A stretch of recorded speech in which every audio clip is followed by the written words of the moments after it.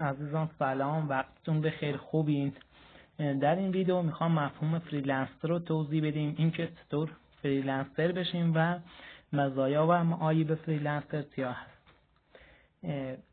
امروز تغییر و تحولات سبب شده که مشاغل، نقشه‌ها، فعالیت‌ها اینا همه تغییرات و تحولات عمیقی داشته باشن. بعضی از مشاغل هستن که زایده همین تغییر و تحولات هستن، با همین تغییر و تحولات مفهوم خودشون رو پیدا بکنن که فریلنسر یکی از این مشاغل هست.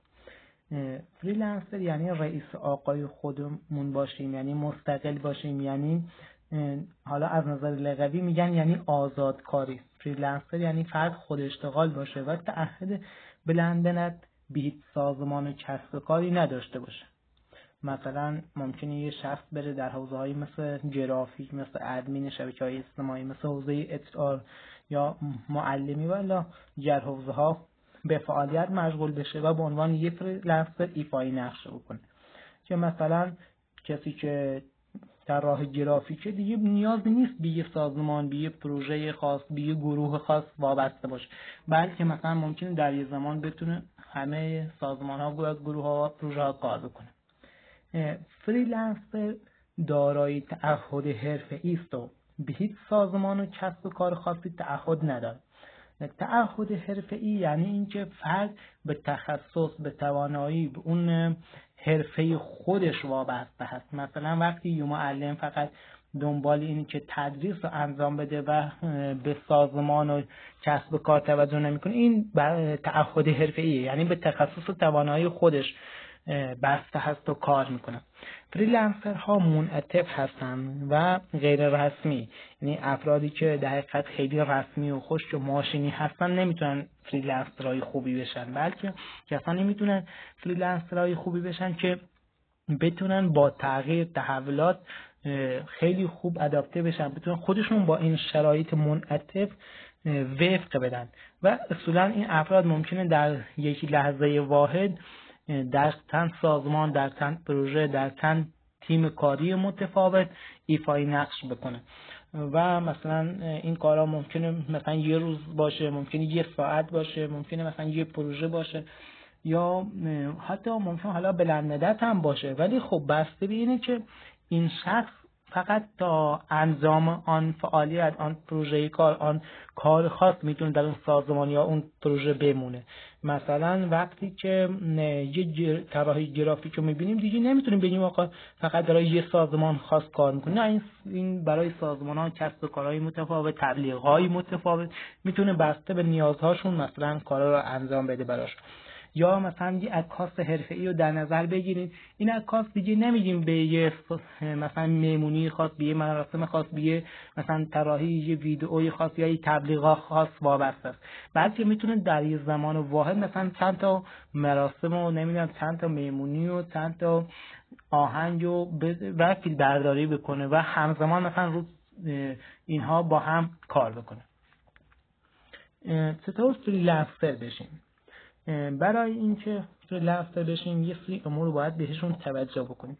اینکه بتونیم قوت و ضعف‌های خودمون رو بشناسیم، ببینیم اصلا علاقه ما چیست، توانایی ما چیست، تا استعداد ما چیست، در چه حوزه‌هایی میتونیم خوب کار بکنیم. مثلا میتونیم عکاس خوبی بشیم، مدرس خوبی بشیم، طراح وب خوبی بشیم، مثلا بازاریاب دیجیتال خوبی بشیم، مشاور خوبی بشیم، مثلا در حوزه‌های مختلف مثل روانشناسی، مدیریت، حقوق الی آخر.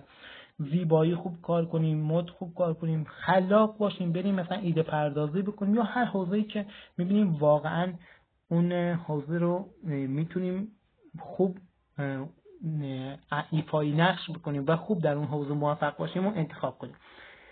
این حوزه ها باید پرطرفدار باشه، مثلا یه حوزه‌ای باشه که در حقیقت تارگت خوبی داشته باشه، ما بتونیم تو اون حوزه به یه درآمد خوبی برسیم و بازار هدفمون بگونه‌ای باشه که بتونیم مثلا باهاش هزینه هامون رو تامین کنیم یا مثلا درآمد خوبی داشته باشه، بتونیم پروژه های متفاوت رو کار بکنیم و الی آخر.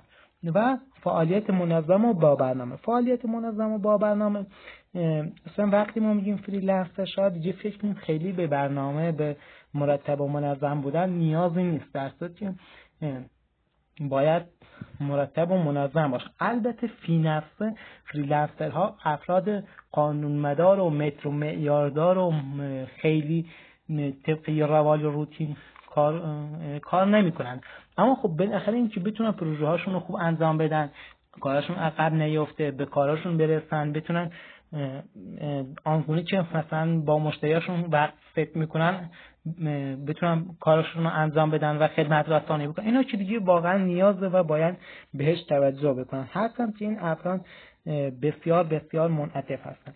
مثلا خوب تو اون حوزه‌ای میخوایم کار بکنیم با کسانی که در این حوزه متخصص و حرفه‌ای هستن مشورت بکنیم و حتی سعی کنیم در اون حوزه خاص اصلا برند بشیم. مثلا کسی که میخواد تو حوزه مثلا تدریس و اینا باشه، خب باید سعی کنیم در حوزه‌ای که میخواد تدریس بکنه، مثلا ریاضی باشه، مدرس ریاضی باشه، یه واقعا اون تو حوزه علم ریاضی یه مدرس حرفه‌ای باشه که به عنوان یه برند شناخته بشه تا بتونه خوب پروژه بگیره، خوب بتونه تدریس بکنه، خوب بتونه درآمدزایی داشته باشه.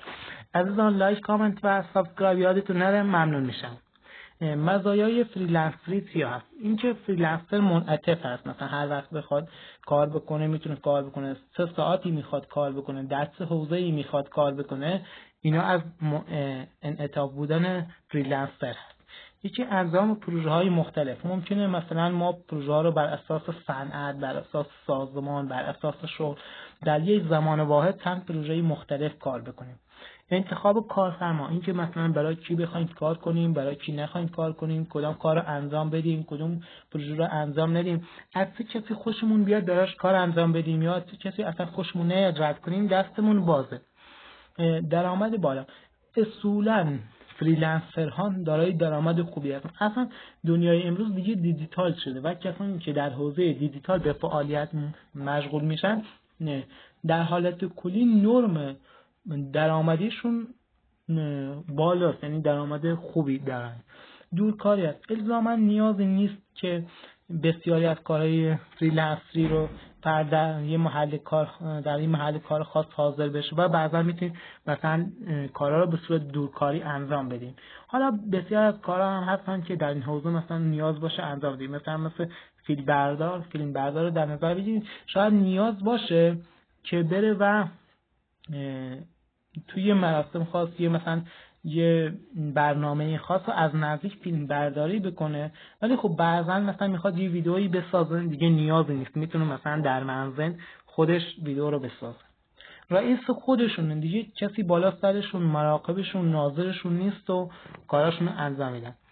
عزیزان لایک، کامنت و سابسکرایب یادتون نره.